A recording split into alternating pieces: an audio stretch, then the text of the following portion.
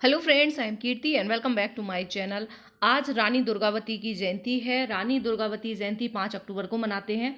इस वीडियो में रानी दुर्गावती की पूरी जीवनी, पूरी कहानी जानेंगे कि किस तरह रानी दुर्गावती ने अकबर की सेना से लोहा लिया था और दुश्मनों से घिरी तो खुद के सीने में कटार घोंपकर अपनी जान दे दी और देश के लिए न्यौछावर हो गई। पूरी रानी दुर्गावती की पूरी कहानी जानेंगे। चैनल पे नए हैं तो सब्सक्राइब कर लीजिए ताकि इसी तरह के और वीडियोस आपको मिल सके। बेल आइकन प्रेस कर दीजिए ताकि जैसे ही वीडियो डले नोटिफिकेशन आपको मिल सके। रानी दुर्गावती का जन्म हुआ था 5 अक्टूबर 1524 को और उनकी मृत्यु हुई थी 24 जून 1564 को। तो इतनी कम उम्र में उन्होंने इतने बड़े बड़े महान कार्य किए। सब कुछ इस वीडियो में, एक ही वीडियो में पूरा जानेंगे। रानी के पास 1000 हाथियों का दल था।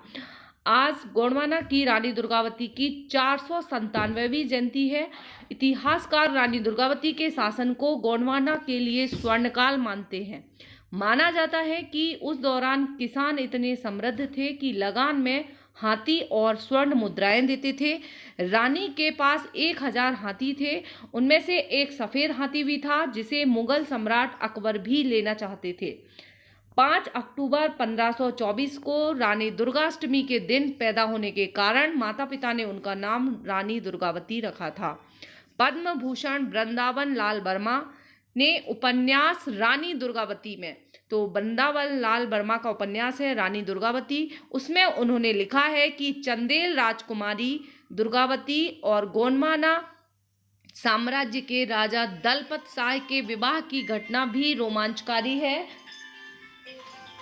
दुर्गावती कालिंजर के राजा कीर्ति राय की इकलौती संतान थी। इस कारण उन्हें बचपन से ही सैनिक शिक्षा दी गई थी। राजकुमारी दुर्गावती की वीरता और रूप की चर्चा सुनकर दलपति ने शादी का निश्चय किया था। अपने पुरोहित और सरदारों को कालिंजर भेजा, लेकिन राजा कीर्ति राय ने प्रस्ताव अस्वीकार कर दिया। इसके बाद दलपत शाह ने कालिंजर पर आक्रमण कर उसे जीत लिया। इसके बाद राजकुमारी से विवाह किया। विवाह के बाद राजा दलपत शाह ने कालिंजर का राज राजा कीर्ति राय को लौटा दिया। तो ये उनकी कहानी है शादी की। और शादी के 4 साल बाद ही पति दलपत शाह का निधन हो गया था।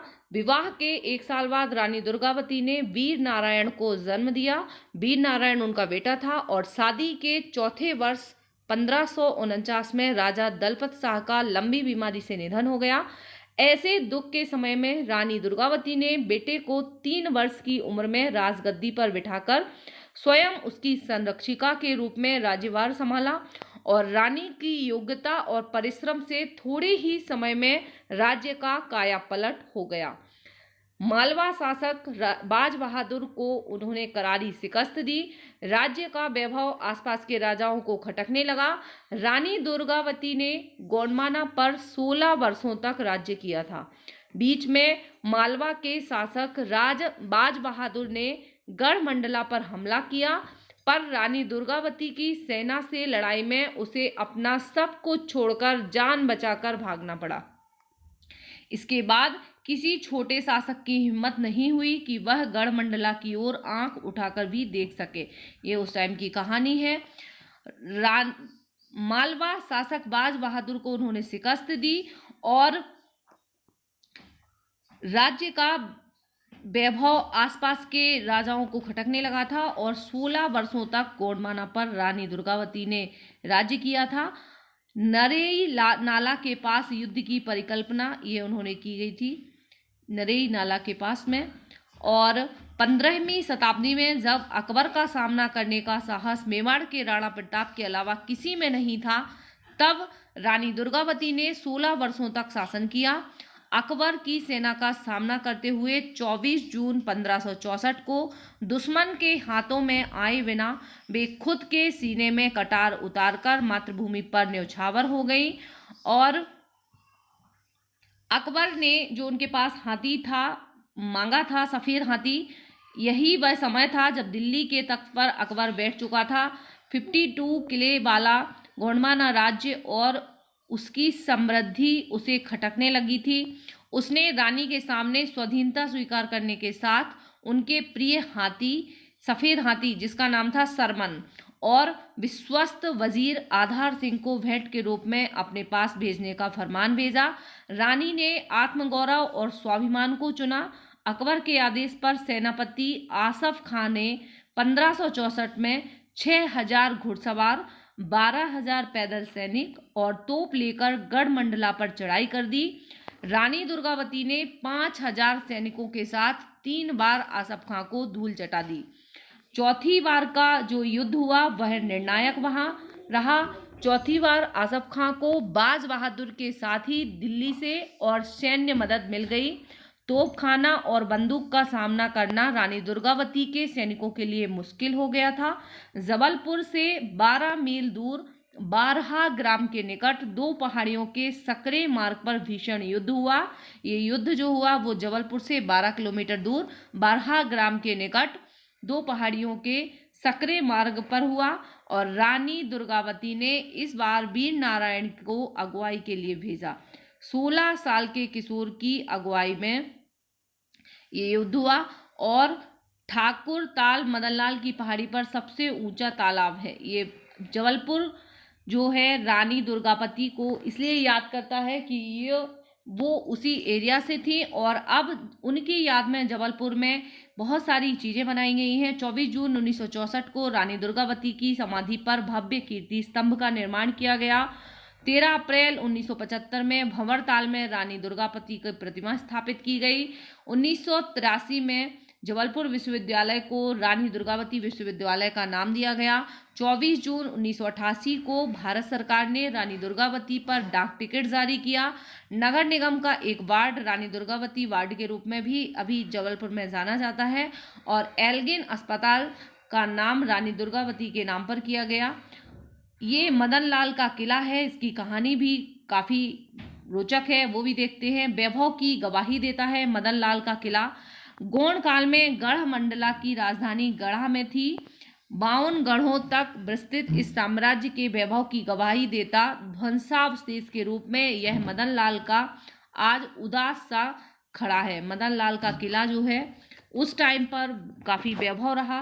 52 गढ़ों तक विस्तृत इस साम्राज्य के वैभव की गवाही देता है। आसपास बिखरे ध्वंसावशेष इसके समृद्ध अतीत की गवाही देते हैं।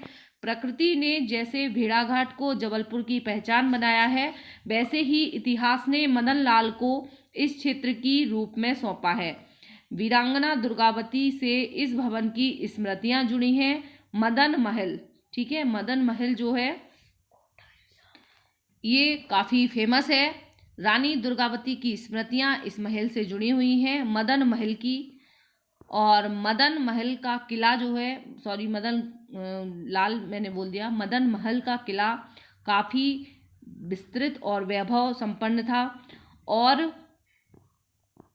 खुद के सीने में उन्होंने उतार दी थी कटार। जब युद्ध हो रहा था तो रानी दुर्गावती खुद युद्ध में उतर गईं और शत्रु सेना में हाहाकार मचाते हुए युद्ध करने लगी। तभी एक तीर उनकी आंख में लगा और वह एक आंख से ही युद्ध करने लगी। उसी दौरान एक दूसरा तीर उनके कंठ में आकर लगा। एक उनकी आंख में लगा, एक उनके कंठ में आकर लगा। शत्रु के हाथ में पड़ने से अच्छा है उन्होंने खुद के सीने में खंजर उतार दिया और उनकी पूर्व आज्ञानुसार सैनिकों ने शव को जला दिया। वो तारीख थी 24 जून, ठीक है। और उधर चौरागढ़ के युद्ध में वीर नारायण भी मारे गए, उनके बेटा वीर नारायण भी चौरागढ़ के युद्ध में मारे गए। तालाबों का शहर बन गया था जबलपुर। जो जबलपुर उस टाइम पे रानी दुर्गावती के शासनकाल में ही शहर में तालाबों की खुदाई हुई थी। उनके समय में शहर में 52 ताल तलैयाँ हुआ करते थे। इन तालाबों की अधोसंरचना और इंजीनियरिंग ऐसी थी कि सभी तालाब एक दूसरे से जुड़े हुए थे। सबसे ऊपर पहाड़ी पर बना था ठाकुर ताल था। रानी दुर्गावती मित्र संघ के सच्चिदानंद सेकटकर के अनुसार रानी ने अपने 16 साल के शासन में प्रजा हित में कई कार्य किए थे। उनका शासनकाल गोंडवाना का स्वर्णकाल माना जाता है। रानी दुर्गावती के वीरगति होने के बाद ही गोंडवाना साम्राज्य का पराभव भी शुरू हो गया, ठीक है। जैसे ही उनका निधन हुआ उसके बाद वीरगति को प्राप्त हुई, उसके बाद फिर जो गोंडमाना साम्राज्य है उसका भी धीरे धीरे पराभव होने लगा, यानी रिमोशन होने लगा। ये वो तालाब है जो सबसे ज़्यादा फेमस था, ठीक है।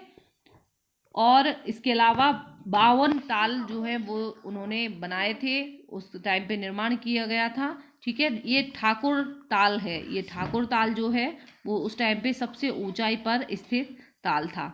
आई होप आपको ये सभी पॉइंट्स इसमें से काफ़ी, यदि आप किसी एग्ज़ाम की तैयारी कर रहे हैं तो ये काफ़ी इम्पोर्टेंट पॉइंट्स हैं इनमें से, जो आपके लिए इम्पोर्टेंट रहेंगे। पूरी ही कहानी उनसे रिलेटेड हमने देखी, और इसी तरह के और वीडियोस देखने के लिए चैनल को सब्सक्राइब करके बेल आइकन प्रेस कर दीजिए, ताकि अपकमिंग जो भी वीडियो आए तो नोटिफिकेशन आपको मिल सके। मिलते हैं नेक्स्ट वीडियो में।